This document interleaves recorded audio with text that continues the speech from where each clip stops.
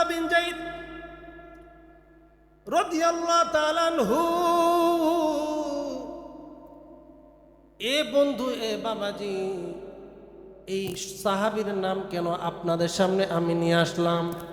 কারণ হইল নবীকে কেমন ভালোবাসা দরকার, নবীর আশিক কেমন হওয়া দরকার। এখান থেকে আপনারা শিখে যাবেন, বুঝে যাবেন, মনস্থ করে নেবেন। আব্দুল্লাহ বিন যায়েদ রাদিয়াল্লাহু তাআলা আনহু দূরে অবস্থান করতেন, তিনি বেশি হাদিস বর্ণনা করেন নাই। কে জানিল ডেকে বলে, মুহাম্মদ নাই, আমাদের নবী ইন্তেকাল করেছে, আমাদের নবীর ইন্তেকাল করেছেন। আব্দুল্লাহ বিন যায়েদ রাদিয়াল্লাহু তাআলা আনহু এই সংবাদ শুনিয়া চক্ষু দুইটা বন্ধ করলেন, আর দুই হাতের দুই আঙ্গুল কানের ভিতরে ঢুকায় বলেন, আল্লাহ, এই চক্ষু দিয়ে আমি বহুবার নবীকে দেখেছি, এই কান দিয়ে আমি বহুবার নবীজির কথা শুনেছি। আয় আল্লাহ, আমার নবী দুনিয়ায় নাই, আমি আর এই চক্ষু দিয়া আর দুনিয়ার কোনো কিছু দেখতে চাই না, আর এই কান দিয়া আমি আর দুনিয়ার কারো কোনো কথা শুনতে চাই না। মুসলমান বন্ধুরি, কিতাবের মধ্যে পাওয়া যায় এই সাহাবী যখন বলেছেন, আল্লাহ গো, আমি এই কান দ্বারা আর অন্য কারো আওয়াজ শুনতে চাই না, আমি এই চোখ দ্বারা আর অন্য কাউকে দেখতে চাই না। আল্লাহ, আপনি আমার দৃষ্টিশক্তি নিয়ে নেন, আমাকে আপনি বধির বানায়া দেন। আল্লাহ বলে, ও সাহাবী, তুমি যেহেতু নবীর ওসিলা দিয়া আমার কাছে দোয়া করছো, আমার নবীকে আমি এত মহাব্বত করি, আমার নবীকে আমি এত ভালোবাসি, কেউ যখন নবীর ওসিলা নিয়ে দোয়া করবে আর আমি আল্লাহ দোয়া কবুল করব না, এটা হতে পারে না। মুসলমান বন্ধুরি, কিছুক্ষণ পরে দেখা যায় কিতাবের মধ্যে স্পষ্ট এসেছে, আব্দুল্লাহ বিন যায়েদ লক্ষ্য করে দেখা যায় এখন আর সামনে তাকায় দেখে কিছুই দেখা যায় না, আর দুনিয়ার কোনো আওয়াজ তার কানের মধ্যে পৌঁছায় না। কিতাবের মধ্যে পাওয়া যায় মৃত্যুবরণ যখন করছে তখন পর্যন্ত অন্ধ এবং বধির হইয়া কবর পর্যন্ত পৌঁছাইছে। সুবহানাল্লাহ। মুসলমান বন্ধুরি, হুযায়ফা রাদিয়াল্লাহু তাআলা আনহুর একটা ঘটনা আপনাদেরকে আমি শোনাইতে চাই। মুসলমান বন্ধুরে, ওমর রাদিয়াল্লাহু তাআলা আনহু হুযায়ফা রাদিয়াল্লাহু তাআলা আনহুকে ডেকে বলে, ও হুযায়ফা, আপনি যেহেতু আমার নবীজির আশেপাশে থাকতেন, আপনি যেহেতু নবীজির সঙ্গে চলাফেরা করতেন, আপনাকে আমার নবীজি গোপন গোপন ভেদগুলো জানায়, আপনাকে গোপন গোপন রহস্যগুলো জানায়। হুযায়ফা, বলো দেখি, তুমি কি তোমার ওই খাতার মধ্যে একটু তাকায় দেখবা আমার নাম কি মুনাফিকের খাতায় আসেনি? হুযায়ফা ডেকে বলে, ওমর ভাই, না না, বলা যাবে না, বলা যাবে না। ওমর রাদিয়াল্লাহু তাআলা আনহু চিন্তায় পড়ে গেল, কারণ আমার নাম যদি না থাকতো তাহলে তো অবশ্যই আমারে জানাইতো, কিন্তু যেহেতু জানায় নাই তাহলে অবশ্যই আমার নাম মুনাফিকের খাতায় আছে।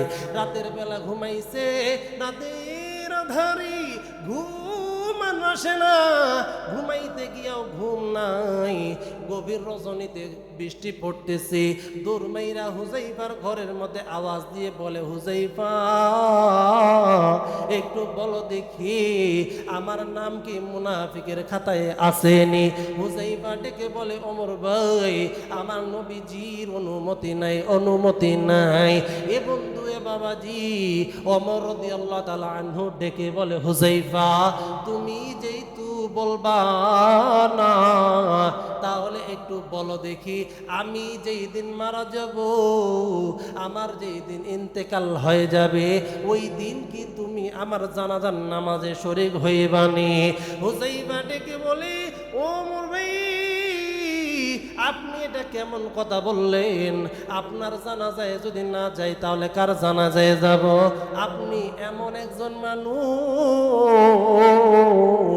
আপনি আপনি আমার নবীজিকে হত্যা করার জন্য যখন আসতেছিলেন, প্রতিমধ্যে সংবাদ পাইছেন আপনার বোন নাকি মুসলমান হয়ে গেছে, আপনার ভগ্নিপতি নাকি মুসলমান হয়ে গেছে। ওমর ভাই, আপনি নবীজিকে আর হত্যা করার জন্য আসেন নাই, আপনি আপনার বোনের বাড়িতে গিয়া আপনার বোনকে আপনি প্রহার করা শুরু করছেন। আপনার বোন ডেকে বলে, ভাই রে, ইমান আনবা কি আনবা না জানি না, কিন্তু আমরা ইমান এনেছি, জীবন দিতে রাজি, কিন্তু ইমান ছাড়তে রাজি নাই। সুবহানাল্লাহ। মুসলমান বন্ধুরি, ওমর রাদিয়াল্লাহু তাআলা আনহু ভগ্নিপতিকে প্রহার করা শুরু করলো, মারতে মারতে শুয়ায়ে ফেললো, জমিনের মধ্যে রক্তাক্ত করে ফেললো। এইবার বোন যখন বাধা দেওয়ার জন্য আসছে, বোনকেও প্রহার করা শুরু করলো। বোন এইবার কান্না মাখা কণ্ঠ নিয়ে ডেকে বলে, ভাই রে, তুমি যদি আরো মারো, আরো মারো, আরো মারো, জীবন দিব, কিন্তু যেই প্রেম আমাদের কলিজায় ঢুকেছে, যেই হৃদয়ে নবীজির প্রেম জায়গা করে নিয়েছে, ওই হৃদয় থেকে আর ঈমান যাবে না, ওই হৃদয় থেকে ইসলাম আর যাবে না। ওমর রাদিয়াল্লাহু তাআলা আনহু,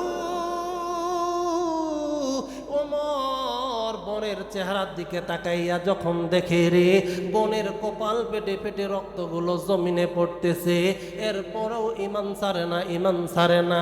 আল্লাহ রহমত, আল্লাহর বরকত নাজিল হয়ে গেল। ওমর ডেকে বলে, বোন, এতবার মারলাম তারপর ঈমান ছাড়তে চাও না, তাহলে বলো দেখি কোন কিতাব তোমরা পড়তেছিলা যা তোমরা গোপন করেছ? এইবার ওই বোন ডেকে বলে, ওমর ভাই, ওই কিতাব আপনাকে আমরা দেখাবো, তবে শর্ত হইল আপনাকে গোসল করতে হবে। ওমর গোসল কইরা যখন আইলো, ঘরের কোণ থেকে সাহাবী বের হয়ে বলে, ওমর ভাই, গতকাল রাত্রে আমার নবীজি আল্লাহকে বলছে, গো আল্লাহ, হয়তো ওমর নয়তো আবু জেহেলকে ঈমান দান করেন। সুবহানাল্লাহ। এ ওমর, আমার নবীজি গতকাল রাতে কেঁদে কেঁদে আল্লাহকে বলছে, গো আল্লাহ, হয়তো ওমর নয়তো আবু জেহেলকে ঈমান দান করেন, ইসলামের প্রচার প্রসার করেন। ওমর ভাই, হয়তোবা আল্লাহ আপনারে কবুল করছে, কবুল করছে। এইবার ওমর রাদিয়াল্লাহু তাআলা আনহু তরবারিটা হাতের মধ্যে নিয়া নবীজির সামনের দিকে রওনা হয়ে গেলেন।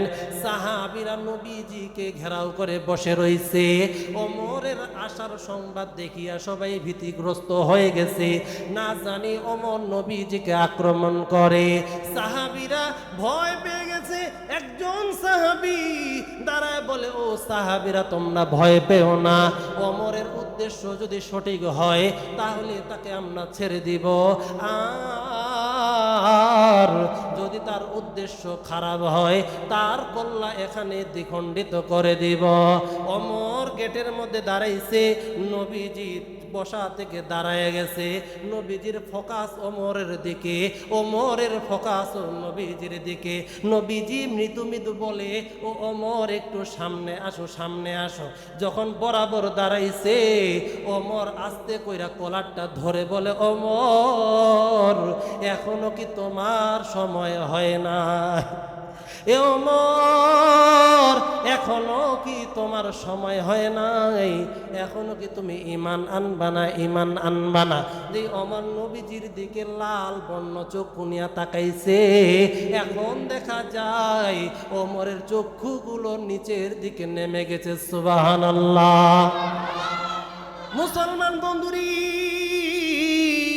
ওমর রাদিয়াল্লাহু তাআলা আনহু ডেকে বলে, নবীজি, আমি আপনাকে হত্যা করার জন্য এসেছিলাম, কিন্তু এই ঘটনা ঘটার কারণে এখন আর আমি দেরি করব না গো নবীজি, আপনি আমাকে কালিমা পড়ে মুসলমান বানায় দেন।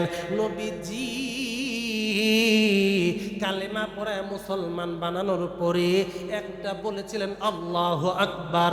সাহাবায়ে কেরাম আনন্দিত হইয়া এত জোরে আল্লাহু আকবারের আওয়াজ দিয়েছিল, কিতাবের মধ্যে পাওয়া যায় ওই পুরা মদিনায় এমন আওয়াজ হয়েছে, পুরা মক্কায় এমন আওয়াজ হয়েছে যেমন একটা আবদ্ধ ঘরের মধ্যে আপনি যদি একটা বল নিক্ষেপ করেন, ওই বল যেমন এক দেয়াল থেকে লাইগা আরেক দেয়ালে চলে যায়, আবার ওই দেয়াল থেকে আবারও রিটার্ন হইয়া এই দেয়ালে চলে আসে।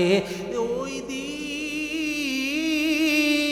ওমরের ইমানি শক্তির কারণে, ইসলাম গ্রহণ করার কারণে সাহাবায়ে কেরাম এত জোরে আল্লাহু আকবার বলেছিল, কেমন জানি আল্লাহু আকবার আওয়াজ এক পাহাড় থেকে আরেক পাহাড়ে লাইগা লাইগা মসজিদের মধ্যে পৌঁছাইতেছে। সুবহানাল্লাহ।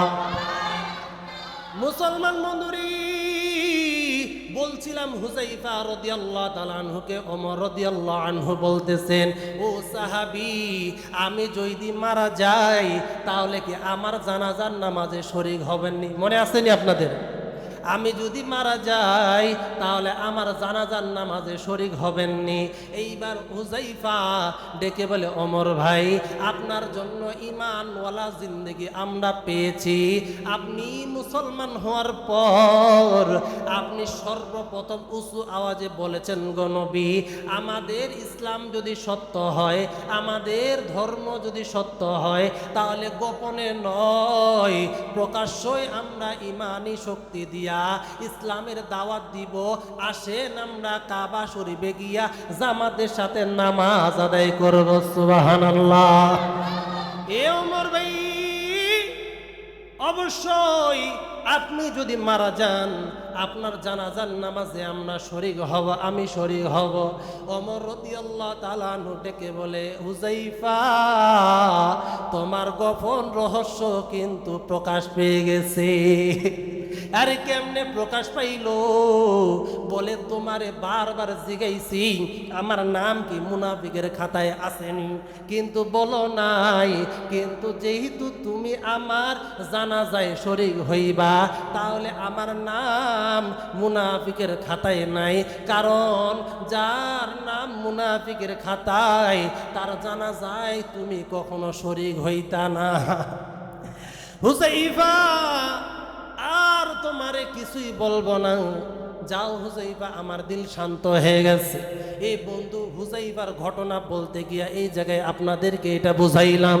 হুযায়ফা রাদিয়াল্লাহু তাআলা আনহু পারস্যের বাদশার কাছে গেছে, মেহমান খানায় বৈশা মেহমানদারি করতেছে।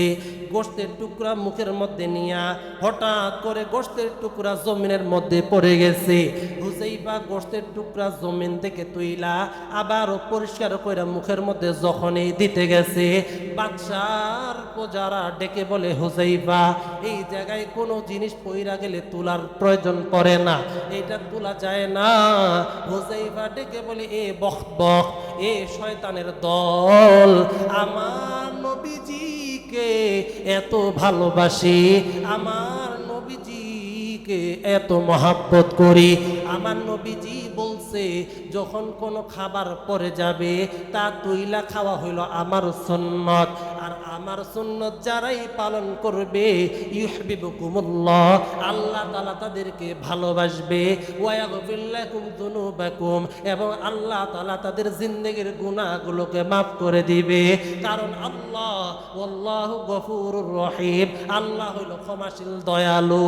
এ বাদশার লোকেরা, তোমরা যাই বলো, আমি আমার নবীজির সুন্নত কখনো ছাড়তে পারবো না। সুবহানাল্লাহ। নবীজির সাহাবীরা এমন মহাব্বত করত, নবীজির সিঙ্গা লাগানোর পর যে রক্তগুলো গড়ায় গড়ায় পড়তো, নবীজি রক্তগুলো সাহাবীকে বলতেন, ও সাহাবী, এই রক্তগুলো জমিনের মধ্যে ফেলে দাও, মাটির মধ্যে পুঁতে ফেলো। সাহাবী বের হইয়া ওই রক্তটা নিয়ে কান্দে আর বলে, হাই রক্ত রে, আমার নবী রক্ত আমি কেমনে জমিনে ফালাবো? এই রক্ত তো জমিনে ফালানোর নয়। রক্তটা জিব্বা দিয়া চাইটা চাইটা খেয়ে ফেললেন। নবীজি সবই বুঝতে পারছে। এরপরও ডেকে বলে, সাহাবী, আমি যে রক্ত দিলাম ওই রক্ত কই রে সাহাবী? বলে, ও নবী গো, এই রক্ত এমন জায়গায় ফালাইছি কেউ কোনোদিন দেখতে পারবে না, কেউ কোনোদিন নিতে পারবে না। নবীজি ডেকে বলে, সাহাবী বলো দেখি ওই রক্ত তুমি কোথায় ফালাইছো আমাকে একটু বলো। সাহাবী ডেকে বলে, নবী গো, আপনার শরীরে মশা পড়লেও আমাদের কষ্ট লাগে, আপনারে কেউ আঘাত করবে এটাও আমাদের কষ্ট লাগে, আর আপনার শরীর থেকে বের হওয়া রক্ত জমিনে ফালাবো এইটা তো আমি সাহাবীর পক্ষে কখনো সম্ভব নয়। নবী গো, ওই রক্ত আমি খুব আনন্দের সাথে পান কইরা আমার পুরা বডির মধ্যে সেট করেছি। সুবহানাল্লাহ। নবীজির জিন্দেগির মধ্যে পাওয়া যায়, নবীজি যখন থুতু ফালাইতো, নবীজি যখন উজু করত, নবীজির থুতু কখনো জমিনে পড়ার সুযোগ থাকতো না। নবীজি থুতু ফালাইতে যাইবে তখনই কোনো না কোনো সাহাবী হাত বাড়াইয়া দিবে। নবীজি উজু করবে, ওই পানি কেউ না কেউ সংগ্রহ কইরা শরীরে মাখাইবে, ওই থুতু কেউ না কেউ শরীরের মধ্যে মাখাইবে। কারণ ওয়ামা আরসালনাকা ইল্লা রাহমাতাল লিল আলামিন। এই নবীজি শুধু দুনিয়ার জন্য রহমত নয়, এই নবীজি শুধু আসমানের জন্য রহমত নয়, এই নবীজি শুধু পানির জন্য রহমত নয়, এই নবীজি কেবলমাত্র মাছের জন্য রহমত নয়, এই নবীজি কেবলমাত্র গাছের জন্য রহমত নয়, এই নবীজি কেবলমাত্র কিয়ামতের জন্য রহমত নয়, এই নবীজি কেবলমাত্র উম্মতের জন্য রহমত নয়, এই নবী এমন রহমত, এমন রহমত, এই নবীজি আমার জন্য রহমত, এই নবী আপনার জন্য রহমত, এই নবী দুনিয়ার জন্য রহমত, এই নবী গাছের জন্য রহমত, এই নবী পানির জন্য রহমত, এই নবী মৃত্যুর জন্য রহমত, এই নবী জিন্দার জন্য রহমত, এই নবী দুনিয়ায় রহমত, এই নবী আখিরাতেও রহমত, এই নবী জান্নাতওয়ালাদের জন্য রহমত, এই নবী আখিরাতওয়ালাদের জন্য রহমত, এই নবী জাহান্নামওয়ালাদের জন্য রহমত। এই নবী এমন রহমত, তার প্রত্যেকটা জিনিসই অনেক দামি, অনেক দামি, অনেক দামি। কথা বলুন ঠিক কিনা?